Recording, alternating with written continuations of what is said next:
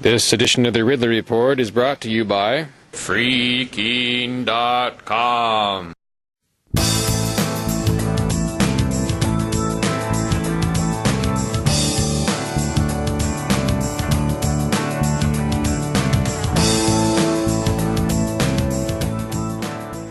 Let me start with a quick snapshot in terms of the threat environment we see today.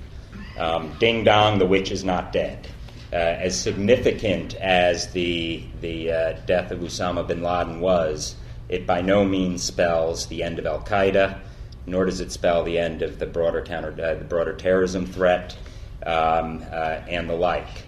I thought it might be useful, and I don't want to get too wonky, so cut me off if you have questions, but I thought it might be helpful to be able to sort of give a state of play in terms of where we are today.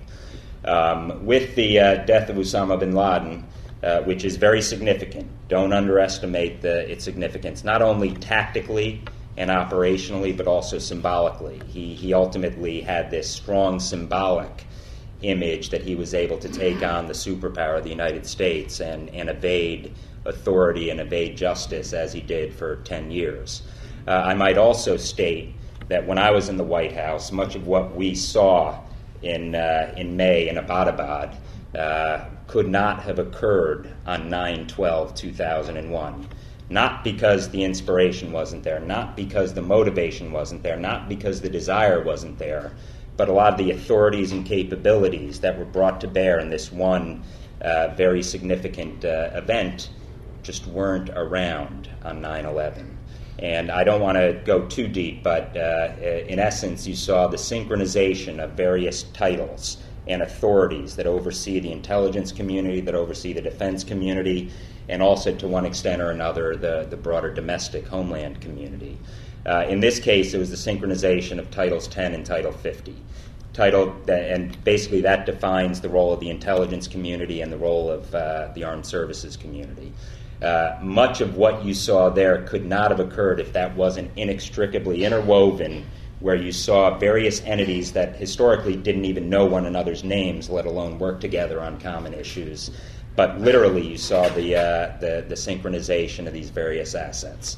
This was a long-standing set of missions, one that had a huge tail that no one will ever see, in large part because the men and women who are doing some of the hardest work will never get recognized for the hard work that they're doing.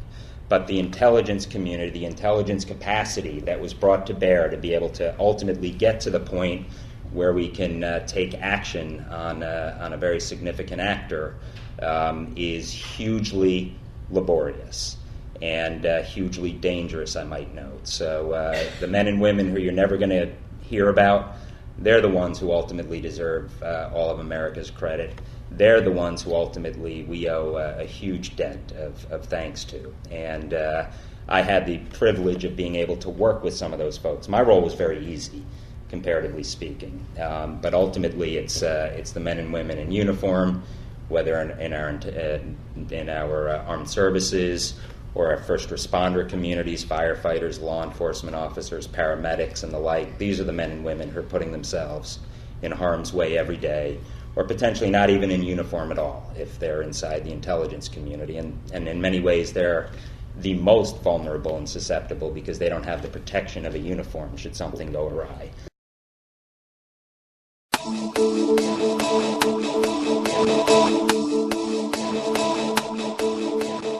Are you a liberty activist willing to be on the front line against socialism?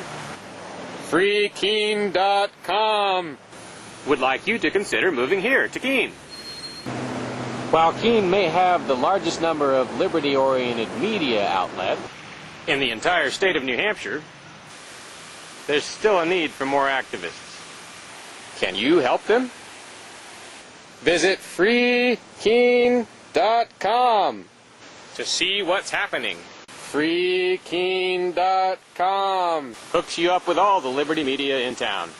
Join the Keene Liberty activists and help free the beautiful city of Keene, New Hampshire from the clutches of the government. freekeen.com